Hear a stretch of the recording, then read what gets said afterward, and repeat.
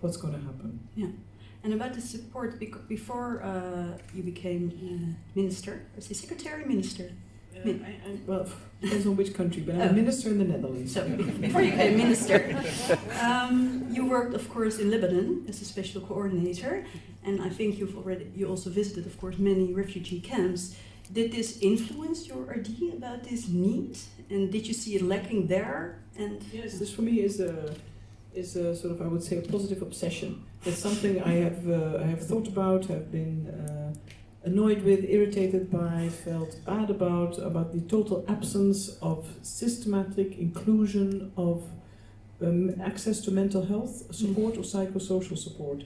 I've seen it with children that have just come out of a conflict, out of bombings. They've been huddled into a school. At best, as I was regional director for UNICEF in the Middle East, North Africa, we would be able to provide them with a play kit. Yeah. But that's not enough. If you do not structure the time, if you do not say this is an important topic, we need to deal with it, we need to train people, we need to create the space, we need to equip, it will not happen. It'll be one day a drawing of many helicopters or planes or a dead parent in a drawing or something that depicts that, but the next day the child is left alone.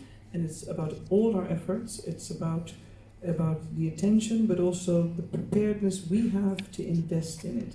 So this is not just Lebanon, this is many crisis situations, Iraq, Sudan, children of Gaza, Syria, many, many, many places, sadly to say. So Yeah. No. I am proud, I'm humbled and touched, but especially very proud that we've been able to do this, and I'm proud of the survivors and everybody at this conference, because we broke a glass ceiling. Yeah, that was because my next question was. I'm looking at Dr. Bell, please. Yeah. I wanted to ask you, what is the most interesting outcome of the conference? But as I hear you say that the conference was already such a statement or such a landmark. And we heard this from all the experts in the field, so it wasn't us as the organizers, flattering ourselves. It wasn't about that. It was all the experts, the champions, the people working this in organizations or as experts, psychiatrists, psychologists.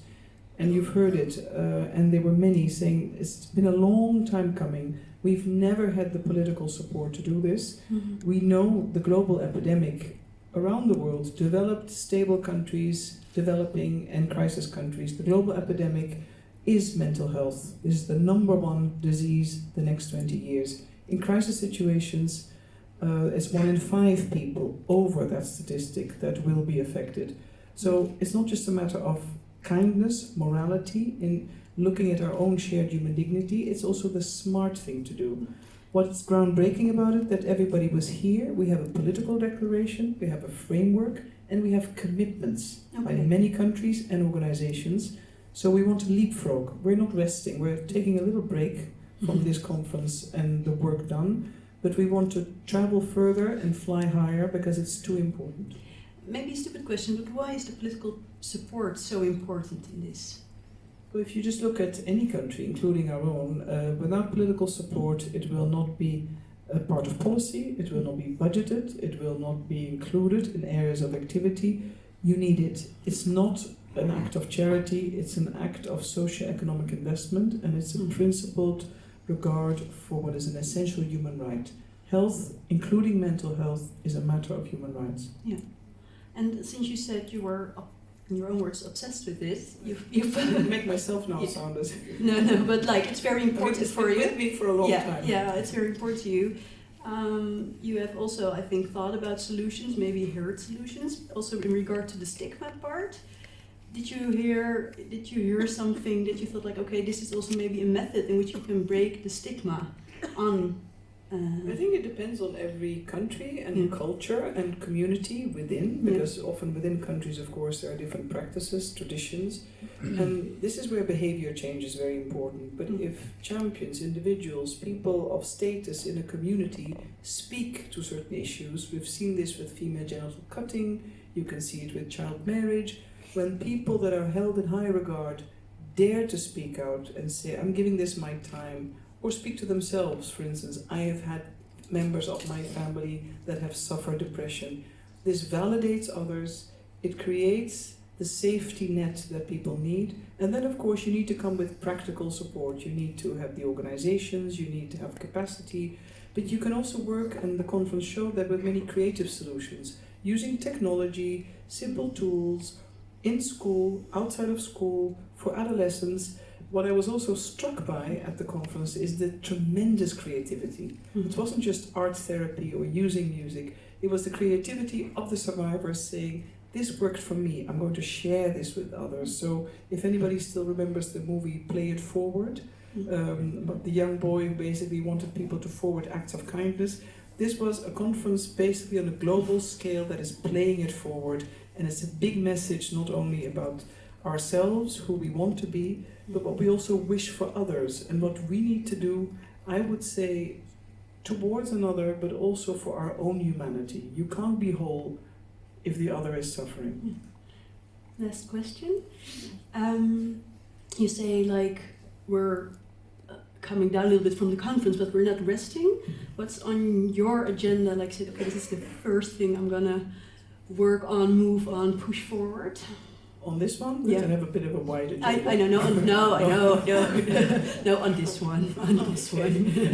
Well, I'm going to say something very boring. First, honestly, we all need to rest a little bit, because this was an immense, I think, also emotional investment by the entire team that worked on it. Myself, we had prioritized this. Hello, Joe Malou from Lebanon, I see you. We had invested in this and staked a lot of political capital, my own name and reputation and network of all on this to make this happen. And there were many doubters. Okay. Equally so, now that we've reached this, we want to be very diligent, very discerning, and smart about how we move forward, because I will not let this momentum die here. We need to connect to big conferences, we need to leverage the investments needed, and we are investing from the Netherlands in pilot projects. We have just signed with the World Health Organization basically a contract so they can finalize what are parameters to make sure that access to mental and psychosocial health will be part of a basic package of care in all crisis and humanitarian settings. This didn't exist before. From there, we move to country situations and we try to reap. But I want to mobilize, so next year it'll be in the General Assembly, so we go for lift-off global political commitments that allows all the heroes and heroines, the survivors, to find their space, work, and in countries where reconciliation is on the agenda, or reconstruction or rehabilitation, investing in this important matter is part of social cohesion. Yeah. So it's a long journey, an important one, but it's also a telling tale, and I know you're in a hurry. It's a telling tale, take your time. But it comes also to Western societies. Because I come back to the WHO report that 1 in 4 persons in today's world will face at one stage in their lives a mental disorder, dealing with depression, etc., etc. So we need to deal and embrace these matters from a matter of collective well-being. But people in crisis, just looking at this picture, the war after the war, are lost, left to their own devices, have lost their dignity, and restoring your mental well-being is the first part of finding yourself and your human dignity. And I think that is a duty.